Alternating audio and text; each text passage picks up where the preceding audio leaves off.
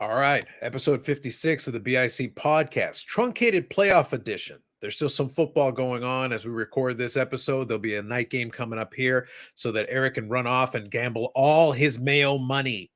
Not the head coach of the Patriots Mayo, like regular Mayo money.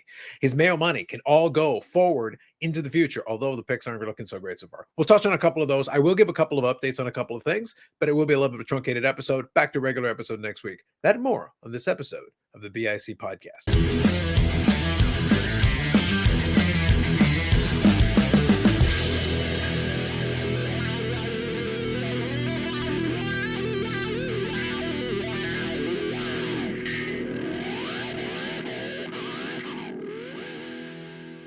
The watchful eye of Brett Favre watches upon us yet again. We're going to talk a little mainly about some football here in the main thing, but a couple quick housekeeping notes that I'll touch on. So on the YouTube channel, I did do a live watch along with Big Scott, and Paul from the chat and the Discord joined us a little bit. We had a little fun. Packers game worked out well. We'll touch on that here in a second.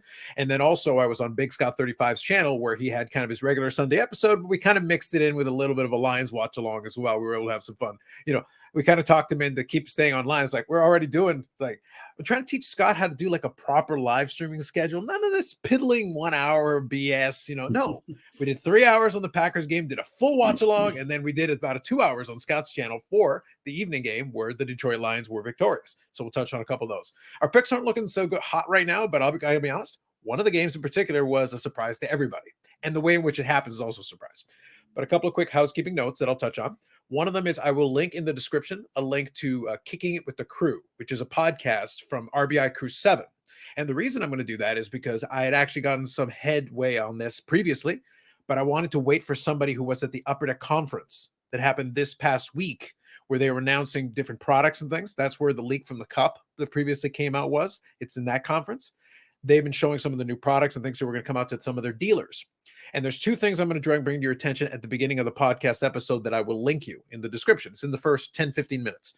So they talk about going to the conference briefly, give a criticism on the whole 180 days. You can't talk about pricing if you're a card shop, which is something we touched on last week. So it is pertinent to the conversation we had. So that's first. And then second was something I had already heard about, but I wanted to wait until somebody who was actually at the conference independently verified it and also repeated it. And that is that amongst the products that are going to come out for Upper Deck that they previewed, AEW is going to have a product that I was going to ask a question about on my other YouTube channel. I'll link that in the description as well. But one of the questions that I was going to ask, and it actually stopped me from making the video, was why is there no high end? Because I had heard that there was going to be a little something that should have been in one of the high end products, but there hasn't been one. And there wasn't anything showing on the calendar. And they confirmed there what I had already heard, that it looks like Upper Deck is going to do an AEW Black Diamond, which if you know anything from the hockey side, Black Diamond is one of those one box products where they put 6 or 7 cards or whatever it is. That's going to be more of a high-end product. And because that's coming to pass, that's likely where you're going to get the event use belt, because I know Upper Deck had access to one of those and it didn't make sense in any of the products they had previously. So my question was going to be, where's the high-end product? Well, we kind of got the answer to that. So that was at the conference. So that's something that they touched. And as soon as he said it and touched on it, it's like, perfect. Now I can bring it up and I'll mention it on the other YouTube channel. Okay. So that's it. I wanted to do a quick housekeeping items. Now let's talk about the footballs. Obviously, since a big weekend of it, a couple of surprises, certainly. But let's touch on this. We'll do the Packers one in a second because that was the biggest surprise. I don't think anybody, even people who were most optimistic, did not pick the way it played out. So let me put that one to the side for a second. Outside of that, quick requiem for Wacko for Flacco. We were a pro Flacco podcast. We were Wacko for Flacco, and this is great sadness. It is with great sadness that I inform you that the magical carpet ride is over. It was nearly a Hindenburg-like disaster. It wasn't good. It was not pretty. The Texans rolled over them. Like I said, he did throw three touchdowns. That is true. Yes, two of them in the unconventional sense, but yes, there were 3 touchdowns thrown. It's just not good. I can't even just blame Flacco. Like, it was a bad performance by just about everybody. Now, on the one hand, you go, well, it's Cleveland sports, horrible things always happen, which is true. But it was disastrous. By the way, one of the things was that the Cleveland defense was decent. And one of the plays that didn't even work. I forget who the receiver was, but one of the receivers literally ran in a straight line unimpeded, straight from the snap all the way in a straight line. And if Stroud had not put a little too much air under it, it would have been like the easiest touchdown in the world. It would have been like the field was empty and you're just throwing, because he literally ran a straight line. Nobody got in his way. Nobody caused him to divert or move sideways or anything. Just ran straight. When you're that wide open, you're gonna embarrass somebody, and that's basically what happened. They got crushed. I chalk it up. There's no excuse. I mean, Houston beat them handily, but I don't like teams. I get the playing it safe and, for lack of better sense, of not getting a player injured or whatever. But I still say the momentum is so important in playoff time. No matter what sport you're in, momentum is key. And when you set these guys, they're hot, you set them, and then they have to get back on the horse and try to do it again. I think it just takes a lot out of them. Houston had it going. They had to win last week.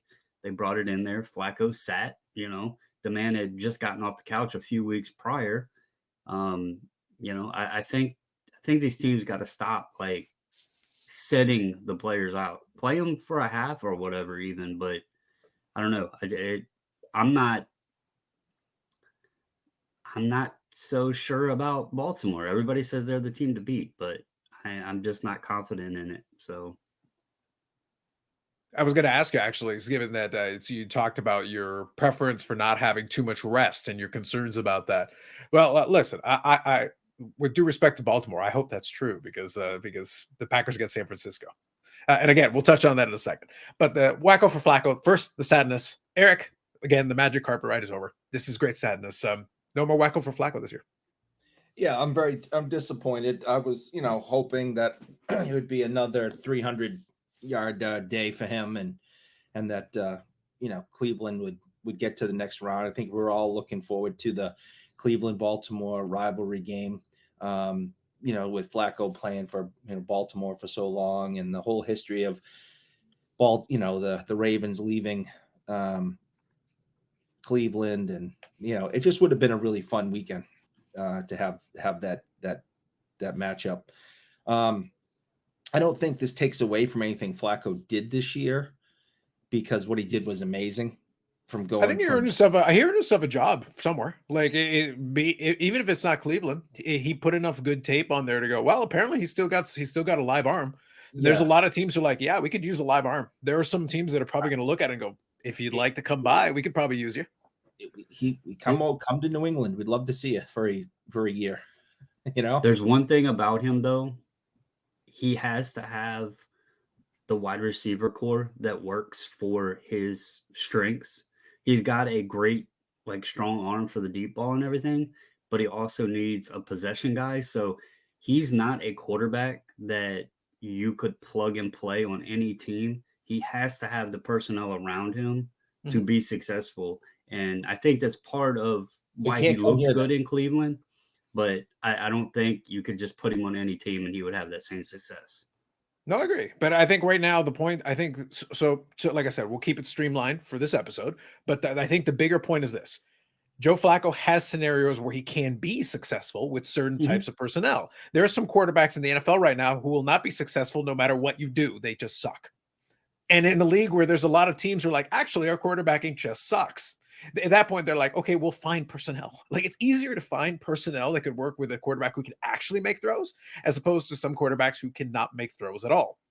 Then the personnel is less of an issue because it doesn't really matter at that point. Honestly, probably the best fit is Cleveland, but you're sitting there looking over at the $250 million man with a little bit of Brett Favre and side eye, and you're like, we're paying you how much?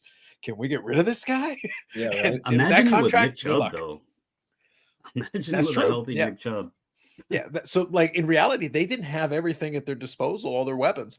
But it was a bad performance and good performance for the Texans. Full credit to them for the two young guys. And like I said, we'll mention the Packers one here in a second. But the two young guys had great performances. So CJ Stroud so from the card angle, the CJ Stroud folks are like, the excitement is mounting here. So we'll touch on that. Any other game, like I said, I'll do the Packer game here at the end. But any other game that struck you or surprised you, or anything from the ones we've seen so far? Well, I really enjoyed the Detroit Rams game. It's a 1-point game. The quarterbacks used to play for the opposite team and were traded for each other. And, Stafford coming back after, playing there for so long. And, And so that was great. And just seeing the fans like just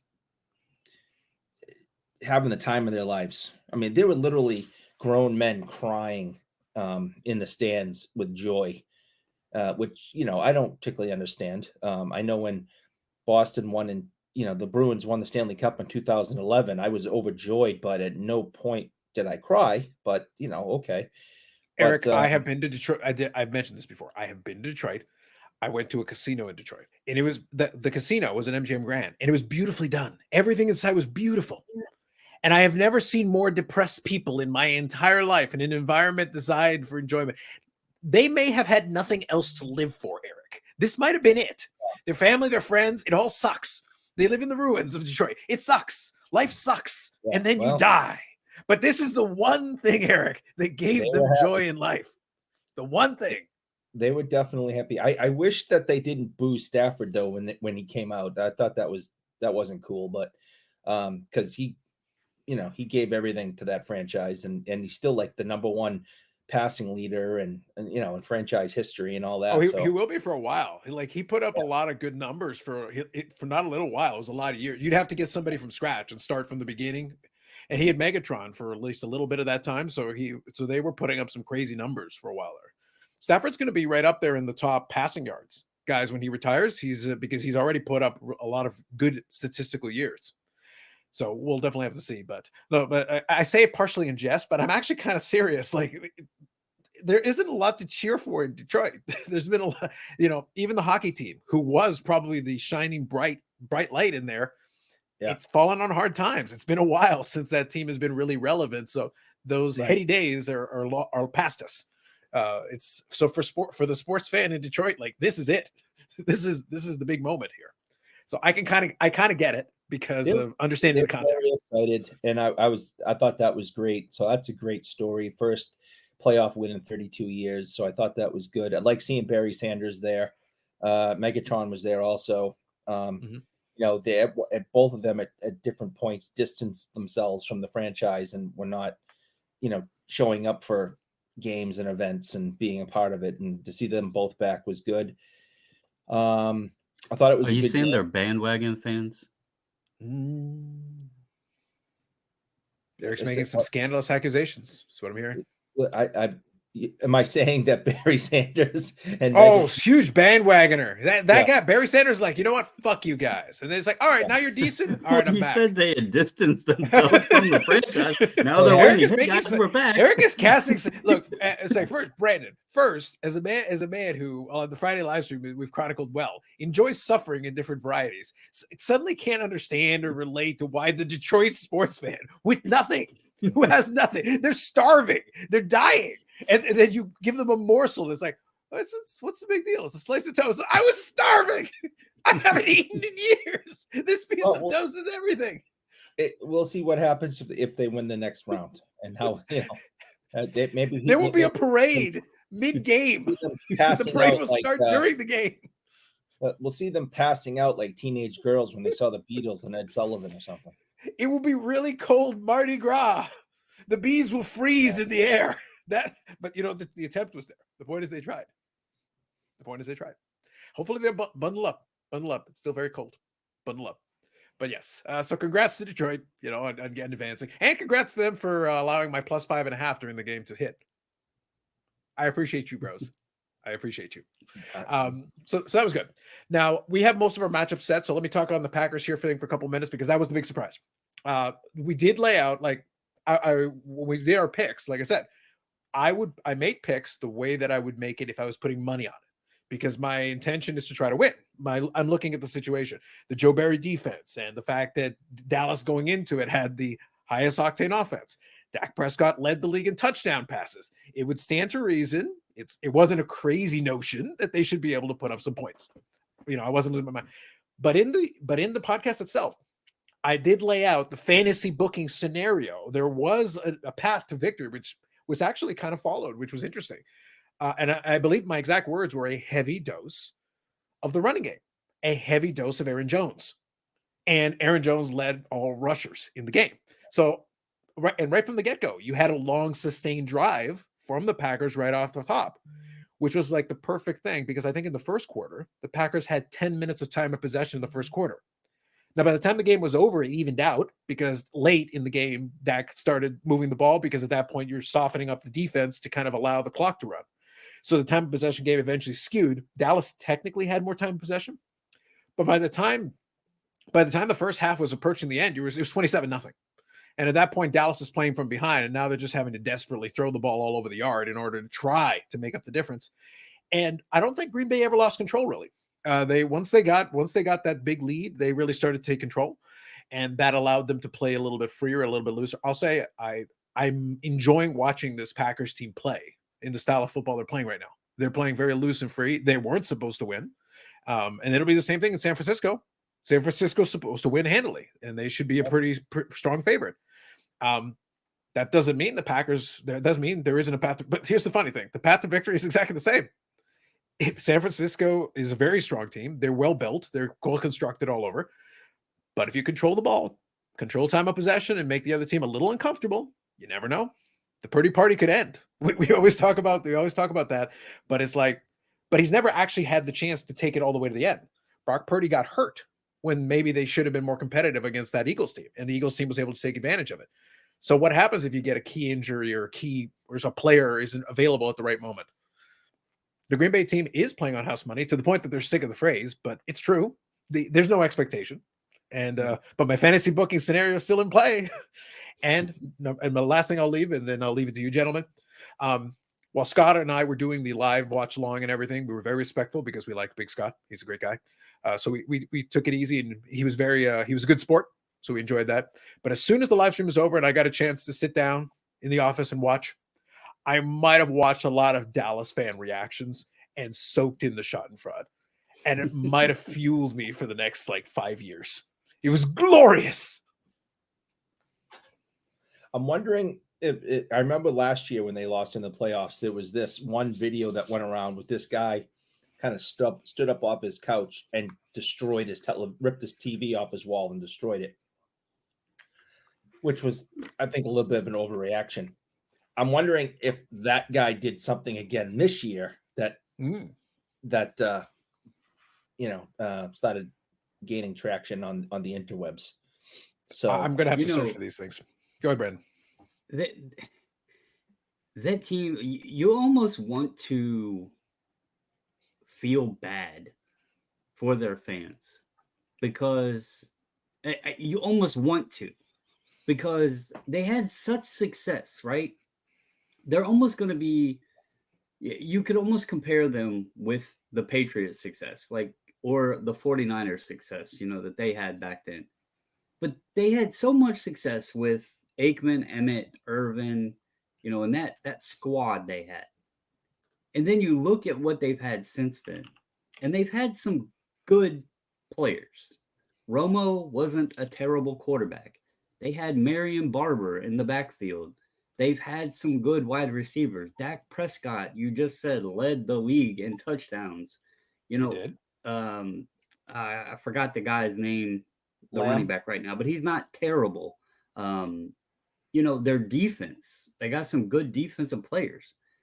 They had a well-built team that had success this year. And once again, they just get kicked right out. It's like, how can you continue having Jerry Jones money, putting together the teams they put together, and continue sucking? They had T.O., at wide receiver for a bit. And it's just it's almost comical of the teams they can build and still not win a championship. So I understand where you're getting with this, but let me kind of let me give a little historical context briefly. Let me if you'll indulge me for just a moment. For the history of the Dallas Cowboy franchise, because it is interesting the way the Dallas Cowboy franchise has worked out. They started in 1960. That was their first season in the NFL. They were 0-11, 0-11-1, if we're being precise. So they were 0-11-1 in their first season. Similar they to did not win rookie year. Yeah, but they did not win more than 5 games until 1965 when they went 7-7. Now, From the late 60s on, they had a couple of seasons that were okay. They lost the Super Bowl in the 1970 season. They won a Super Bowl in the 71 season, which would be 1972 when the game was played. So they had 2 Super Bowl wins in the 70s. So 2 wins in the 70s. So by this point, I think it's Roger Staubach and that team. And this is under Tom Landry. So they were building up that team. So in the 70s, they were good. And they also made it to 2 other Super Bowls that they didn't win. So obviously they made it to a number of Super Bowls during that era. But after that era, after the 70s basically ended, in the early 80s, they had a couple of decent teams, lost in the conference championship a couple of times. But then they spent the majority of the 80s basically being not great. They were 7-9, 7-8. So this is from 86 on. 7-9, 7-8. Okay, treading water. 88, they were 3-13. 89, they were 1-15.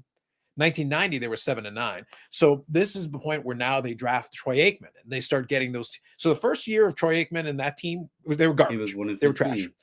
Yep. Now, here's the thing, though. When we talk about the Dallas Cowboys, because they've turned themselves into America's team, they did all that. But if you notice, I just told you that for the most part, this is going into 1990. This is already the first 30 years of their existence. They had one decade when they were pretty good out of 30 years. Okay. And then they were trash for most of the 80s. Now let's talk about the Super Bowl teams, right? Let's talk about those ones. Okay. So 92, 93 seasons, they won 2 Super Bowls back to back. So there's 2 back-to-back Super Bowl winning teams. They lost in the conference championship the following year, won a Super Bowl again in the 96 season.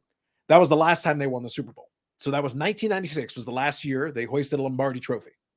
So basically the entire era of success for the Troy Aikman teams were from 92 through the end of the 1996 year. 4 years. Mm-hmm. Well, still 3 Super Bowls, 4 years. That's really good, right? Okay. Since then, almost 30 years since, they have not won a division round game. As far as I'm concerned, this franchise is mediocre. They're shit.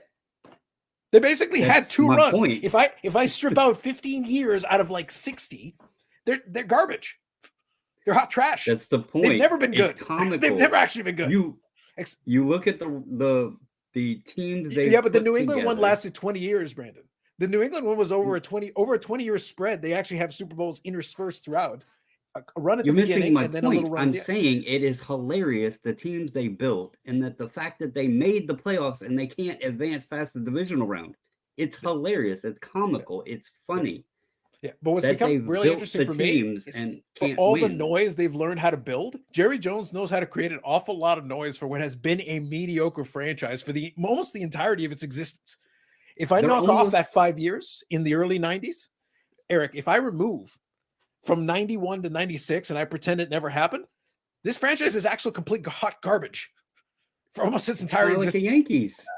I've been trying to tell people that for a while, but it all comes down to, it's America's team. It has all this, fanfare behind it.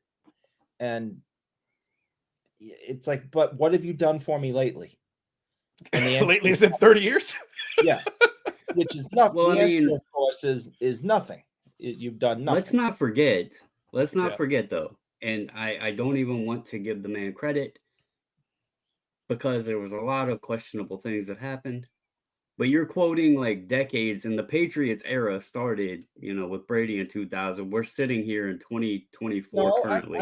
I think the Patriots thing started with Bill Parcells and Drew Bledsoe, and they went to the Super Bowl in '96, and that started building the dynasty from then. Because if you go from '96 until their last Super Bowl, I mean that's 11. That's like 10 Super Bowl appearances. Oh, he's starting to math. He's starting to math. That's dangerous. I mean, that's incredible. So you're talking about overall appearances? If you do overall appearances, I think it's I'm pretty sure it's 11 or 12. No, it's 11 total, but that's from 86. And that was a fluke, but from 96 mix in the Mannings and the other guys. I mean, Parcells brought, built it, and Belichick, built it up. Yeah, no, I get it, but I think sometimes it's helped. So the main reason, main reason, other than picking on the Cowboys because that amuses me. But the main reason I wanted to do that, though, is I wanted to offer some context because, again, the Dallas Cowboys history is 64 seasons. I'm not taking a small sample size. It's actually a lot of years. But I look at it, and during the majority stretches of time, they weren't relevant. Like the majority of that time. Now, they've had good regular seasons. So if we talk regular season, they've been a very solid regular season team. They're comfortably above 500 because they're very good as a regular season franchise. But then when they get to the playoffs, it's not that their playoff record for a team that has 5 Super Bowls, okay? 5 Super Bowls. Their playoff record as a franchise is 36-31. It's over 500. But considering you've had 5 different Super Bowl runs, that's actually not so great. It's okay. There's certainly worse, but it's not amazing. Look, Joe Flacco has 10 playoff wins. He's got almost a quarter as many wins as the Dallas Cowboy franchise. Yeah, and obviously he had a bad performance here. Yeah, I've never. To be fair, and I've to be fair, that whole damn division is kind of laughable. I mean, fair. When you look at it, they're all like, you look at the playoff history and you go back to the 90s, you know, who has, what is there, 3 Super Bowl wins with the 2 Giants and then the Eagles one? Is that all they got? I mean, it's not much. It's for an entire division. So they should be winning the division every year. Yeah.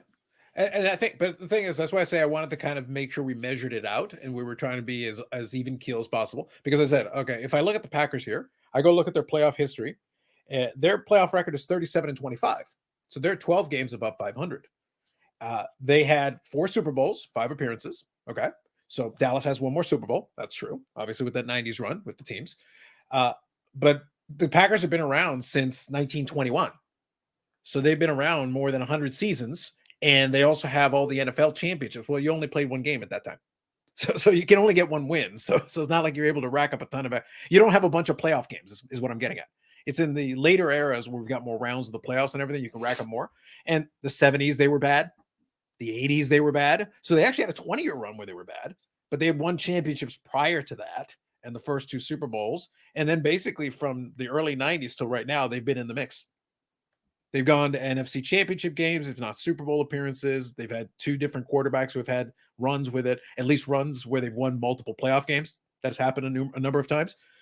But like I said, you look at Dallas, but at the same time, they're not calling themselves America's team. Right. They're not. So it's like they have a very proud fan base, but they can't make that argument. And they've never tried to sell themselves that way. And it would make no sense if they did. But Dallas is very good at marketing. I'll give them that. They're flashy. Has anyone ever thought about the fact that it's kind of contradicting that Texas doesn't even want to be associated with America, but yet the team in Texas wants to call themselves America's team? Brandon's trying to restart the Civil War, and it begins with Texas. And my favorite part about it is that Houston doesn't even want to be associated with Dallas. Well, I was just getting ready to say it has this thing that the other Texas team with the rookie quarterback is advancing forward when the team that should have had it basically a bye week of sorts got smoked and kicked out. That has to sting as a Cowboys fan. Yeah. Well, I'm sure. And by the way, our taunting is not with Dallas in general. Brandon is literally wearing Dallas Stars gear. It's not Dallas. Yeah. It's our issue is not with Dallas. Our issue is with the Cowboys. But we have to poke. We have to poke what we can. We've only had 30 years, Eric. Only 30 years to poke those boys when they're down. Yeah, I've never understood it, and I still think I believe they're the most valuable football team in the league. The worst. Jerry Jones is a GOAT marketer. He deserves credit for he turned that team into a media juggernaut. But it's one of those things where they got all the noise and sound effect. Look, you know who's the best comp for the Dallas Cowboys? Probably that I'd argue, the Toronto Maple Leafs. Yeah. Or who makes more noise and has less to show for it? But they're always, whether you hate them or you like them, they're in the discussion. People why are we having to see? Hockey night in Canada was basically you'd have a Leafs game and something else. I was a doubleheader for decades, and it was always the Leafs could be in last place and you get a Leafs game, and something Yeah. else. And everybody's sitting there like, I don't want to watch these guys. They suck, but I have to. I don't have a choice. Yeah. I'm contractually obligated to show a Leafs game, no matter what. Well, they were the English, like you said, the comparison is the Cowboys. They're like the Canadians team, the English speaking, majority of Canada's team. And then, of course, you had the Canadians were the French Providence, and they got their own little country over there. And so they pushed the Toronto on you like they pushed the Dallas on us. The great irony of all this, though, is that Montreal is the most English-speaking city in that province. If you go to Montreal, you don't have to speak a word of French necessarily. Like in the rest of the province, sure. You go to Quebec City, parlez-vous français? You better learn because communicating might be a little tricky if you're in the wrong spot. Here's a funny, interesting fact. I live just south of DC, obviously, and we have the Redskins football team, now known as the Commanders. And you can go to memorabilia shops or whatever, similar to what you work at, Eric. I've been to them. I had some little mini helmets of Redskin greats that had signed them. And I asked the shop one day, because I didn't want them, if they had any interest in them. No, we don't buy Redskin stuff here. We actually would prefer to get Cowboys because it sells better. The own locals don't want the stuff for the team here. They would rather have the Cowboys. And the reason I'm saying this is like, they're the rival. The rival is more popular here. And like my father-in-law is a Cowboys fan. The people will flock or pay for the subscription services because here on Sundays, the NFC game is going to be Washington. And normally Dallas is playing at the same time. So they have to find a way to go watch the Dallas game in this area. He goes to Buffalo Wild Wings every Sunday to watch the games just so he can watch it. So they're actually probably more popular in this area than the own local team is. That's how much Jerry has built that team up, and they're the rivals here. Yeah, wow. I agree. But so just to put a button on this, because I'm just being mindful of time, just to put a button on this, the bottom line is tremendous marketing job. The performance doesn't match up to the amount of coverage. So that's one of those things where it's like I said, for a lot of folks, it's the entertainment value is in seeing, Eric was talking about that video that went viral and all that. But the entertainment value, honestly, for a lot of folks is if you like the Cowboys, then obviously you're ranting and raving about it. But the rest of us, it's kind of just being amused watching the Cowboy fans. And they're like, oh, this team lets me down all the time. It's like, you'll be back next year. You will talk yourself into it. By the way, this is the third straight year they've been 12-5 or a 12-win team. And apparently that is never that is the only team that has ever done that and not at least made it to the conference game. History. Records. Yeah, that's first team to lose to a number 7 seed. Never happened before. Right. A lot of records. You just have to shake your head and laugh. And true story, the Green Bay Packers have won more playoff games at Jerry World than the Dallas Cowboys have. That is statistically true. And that cannot be sitting well with him. Nope. But as I said, I want to reiterate this here, and I want to be clear about this, that I am being sincere. Not only am I being 5% more mature, I am being 55% more mature right now. Wow. I'm talking straight to Jerry Jones. Don't let this distract you from the fact that Mike McCarthy is the greatest head coach in NFL history. You protect that man at all costs. Whatever he wants, you give him $100 million a year and you sign him for life. You keep that man. Yeah, because trust me, it was bad luck. The lights were in their eyes. The sun was in their eyes. I know it's indoors, but the sun was in their eyes. The wind was throwing them off. Yes. It is not Mike McCarthy's fault at all. I am telling you, you retain this man. He is the coach that will lead you to greatness. Doesn't he status quo as you were? Doesn't he does? Oh, he does. Okay. Yeah. Now keep him. He is the greatest coach of all time. Best ever. You hang on to that man because the status quo is the secret to the Dallas Cowboys being successful in 2024 and beyond. Status quo, stay the ship, stay the course. The big rumor, of course, is, Bill Belichick going down there, but I just can't imagine that their egos can work together. Eric, I don't think the Dallas Cowboys can afford the downgraded head coach. as I said, they're fine where they are. Brandon, just again, being very sincere here, they are Very fine where they sincere. are. Status quo. Everything you've done is exactly what you need to keep doing going forward. 100%. 100%. And we're moving on to San Francisco. Yes. All right. So real quick, I've got some of the matchups here now that the Bills were victorious earlier tonight as we're recording. So we do have a couple of the matchups. We still got one more to be decided. Obviously, we got one more game that'll fill in the gaps. But here's what we got so far. So we'll do a couple of quick thought picks. All right, we got the Texans taking on Brandon's Ravens. I'll leave you, Brandon, for last here to throw it in there. Okay, so we're going to play this game the way we did before. Our big problem, our big bugaboo, and Brandon's brought it up multiple times, the rest. Is the rest going to create a big problem for them? It has historically. The question is, did the team prepare themselves? I don't have an answer to that.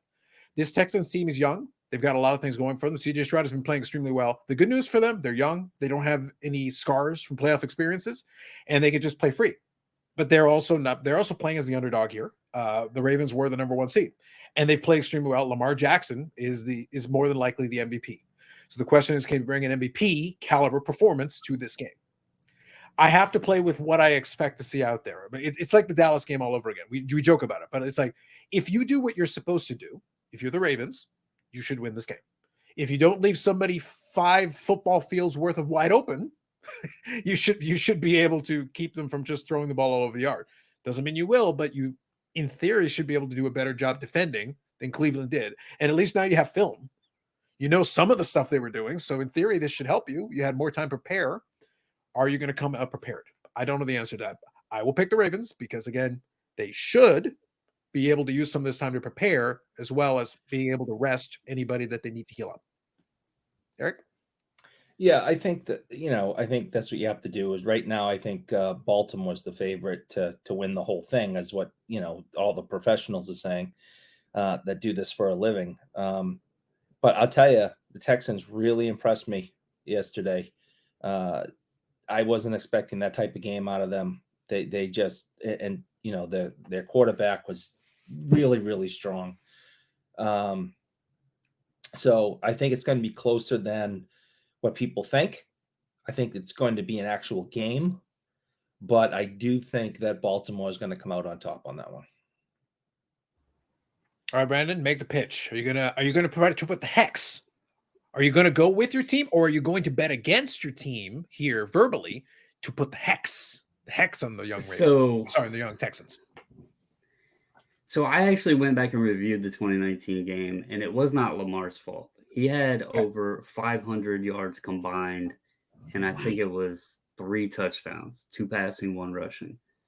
The issue really was Derrick Henry, because Ryan Tannehill had less than 100 yards passing, but Derrick Henry had almost 200 yards rushing. The key isn't going to be Lamar. It's going to be the defense. My gut is scared, but I'm going to go ahead and support my team. I don't want to get cocky. I'm not confident in my pick, but I'm going to support my team, and I'm hoping Mark Andrews comes back and gives Lamar another weapon. That's something else I've been thinking about. Mark is supposed to be back. I don't think the Texans are coming in on as such a fiery hot streak that the Titans were on in 2019. That was a crazy scenario. They don't have Derrick Henry type running. I'm going to support my team. All right. He's going with the Ravens. Sounds good. Let me jump over to the AFC. So like I said, we'll do a couple quick hits, so we won't take as much time with these other ones. Now we know the matchup is Chiefs-Bills, which I'm interested. I'm intrigued. I think that should be fun. Now I believe from what I'm reading here, it looks like it's Chiefs at Bills. So I guess it depends on what kind of weather we get. It's not super. It didn't seem to affect the Bills too much. Obviously, they played at home often enough. We'll see how the weather plays, if it has any impact at all. The Chiefs are starting to look worn. They're very much a beaten down team right now with a lot of the stuff they've got going on. I think if the Bills are going to get over the hump and beat the Chiefs, for me, this is it. I think this is not that the Bills are not a flawed team. Everybody is flawed right now. Everybody here, I've seen them lay an egg. Every single one of these teams. But I think if the Bills are going to get over the hump and beat the Chiefs, this could be a huge boon for Buffalo. I'm gonna go with the Bills. I already wrote it down. I'm definitely picking the Bills, especially if it's at home. I don't think the Chiefs can maintain, a high level all the way through the playoffs. I think they're a game on, game off type of team. Even watching them play this weekend, I don't think Kelsey had a very good game, to his standards. He dropped some balls. He's struggling a bit. I constantly see Mahomes getting more and more frustrated while he plays. I see him having to run more because he's having a harder time finding receivers. So I think they're due to have one of their bad games coming up. So I'm picking the Bills. All right, Brandon, all you. What say you? I'm gonna go against you guys here, and just for the sake of Andy Reid, not necessarily the Chiefs in general. I don't think the home field's gonna matter. I mean, it was negative 20 something in Kansas City the other day, so I don't think the weather situation is gonna matter in Buffalo. But I think Andy Reid is better coach, and neither team stands out, but I would rather play and see Mahomes versus Lamar. If I'm going to be picking my Ravens, I would like to see the Ravens playing the Chiefs in the AFC Championship game against Mahomes. Lamar versus Mahomes. I think that'd be a fun game, so I'm going that route. All right.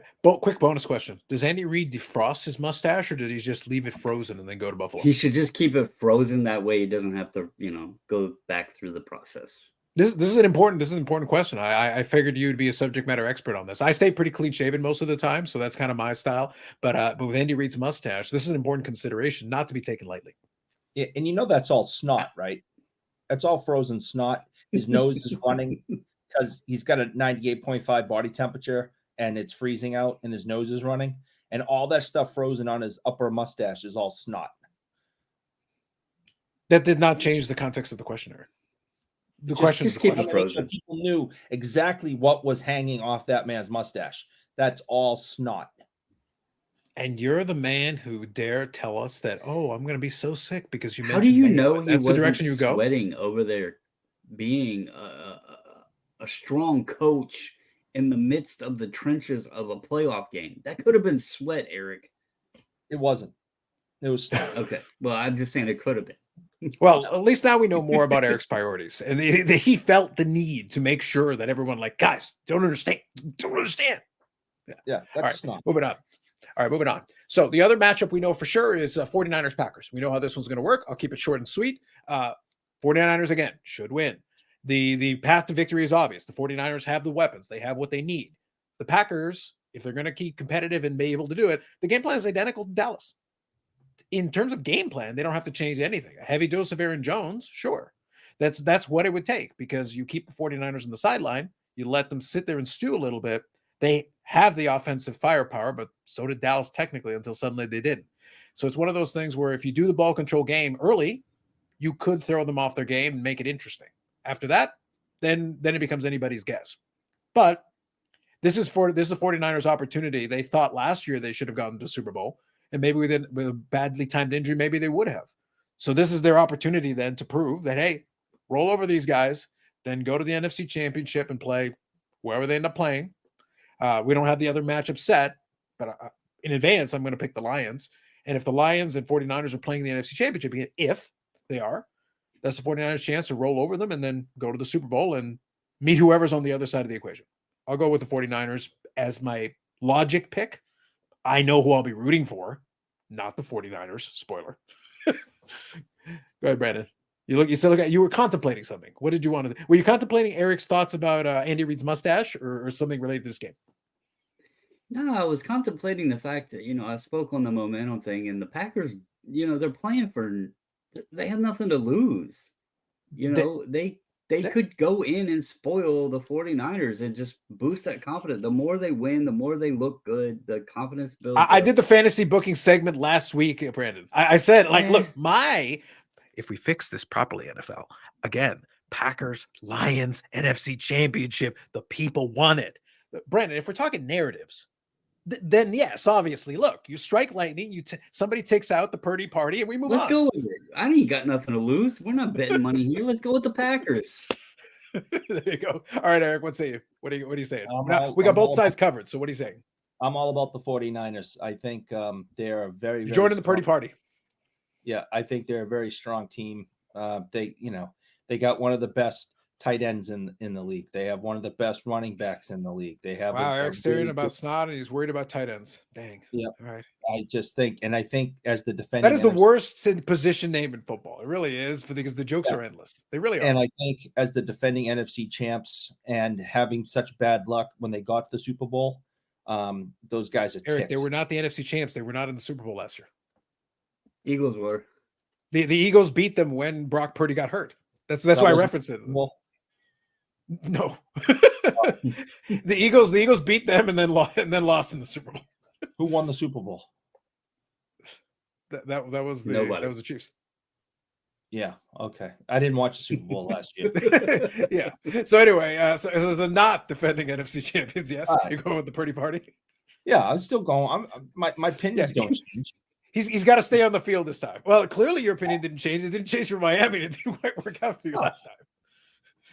We're not even. We spent so much time picking on the Cowboys, Brandon. We didn't even pick on Miami, but they were depleted. We knew that kind of going in. They were depleted. So while it was fun to make fun, to have fun with extra expense, like you kind of saw that one coming. So I can't act surprised. So good luck to Miami if they retool next year. They had a good season. If they retool next year, they should be able to at least be decent. To be clear though, I don't trust Tua. I don't trust Tua in the more critical situation. Personally, the body of work does not give me trust in that. But he managed to stay healthy. So to his credit, he stayed upright. So I can't pin it on an injury for him, but everybody else got hurt. So maybe it's just bad luck on his part. It kind of the bad juju transferred over to his teammates and then it didn't work out for them. Yeah, you can't fight the bad juju. So for the last game, and it just depends on what's going to happen in the game that's about to start. So as we're recording, the game is going to be underway. We'll send Eric off to bet all his mayo on one of these teams, and then we'll see. But whoever's going to face that will end up playing the Lions. So that's basically the matchups we have. The rest of it's pretty much figured out, and then we'll play it from there. I'm picking the Lions in advance against the field because I think the narrative would be interesting, and they're a good team. And it would be, again, you saw the tears of joy, the weeping. If Detroit wins a second playoff game, again, at halftime, the parade might start. Eric, Carnival. Yeah, it's going to be nuts. Madness, man. Madness. Cool. It's going to be nuts. All right, guys, any thoughts then before we close off? I got one little factoid I'll throw in everybody at the end, but if there's any last thoughts or words that you guys want to share, then we'll close this out. Speaking now, forever hold your peace. You're good? All right. Just remember, Eric cares about snot. Eric cares about snot and mustaches and tight ends. So that's the important thing you need to know about Eric. All right. So Eric Sanderson Door, you can check him out there and then question his life choices. And then Brandon, Bobbles and Ball Cards and 540 Flips. So you can check it out on both those YouTube channels. Again, you can check out Big Scott 35. We did a fun little episode for the Sunday that was also a kind of a live watch along. We did combine the two. We did have a watch along on this YouTube channel as well as some upcoming videos. I also have another YouTube channel that's more wrestling related. So we did touch on the one thing there, and more of their stuff will be over there. One other thing that I'll kind of mention here at the tail end is I did get a chance to do a little bit of research, checking out some of the Jordan Love stuff. I talked about the CJ Stroud stuff. Obviously, that's getting a bit of a boost because of the outcomes and happenings. The Jordan Love stuff, I had some ComC cards, man, that were there. I had bumped the price previously. Boom, Snapbot. Just as that game was going, they were already like, boom, Snapbot. And it's like, I quadrupled my money on one of the cards. Like, it was hilarious. They're all over it, man. They're snapping up all the PSA 10s of any of the rookies, any of the parallels and stuff. We're definitely seeing a lot of action and a lot of movement on the Jordan Love, and I think on CJ Stroud as well. We're definitely seeing some strong movement. The good news is I haven't checked fully, haven't done a full market report. Maybe we'll follow up for next episode. The Wacko Flacco movement as the bandwagon, the wheels fell off. It might become a buy time for individuals who remain nameless. Won't mention anybody. Nope. Not pointing at anybody on the screen. I already told you my strategy works. Yeah, your strategy is Flacco to 0 and then I buy. I waited. It's going to be cheaper now. That's the hope. And that is the sad end of the Wacko for Flacco movement. Eric, I remember it fondly. I remember it well. For a little while we had it. It was a magical time. I enjoyed it while it lasted. Yes, indeed. Well, best of luck, Cleveland.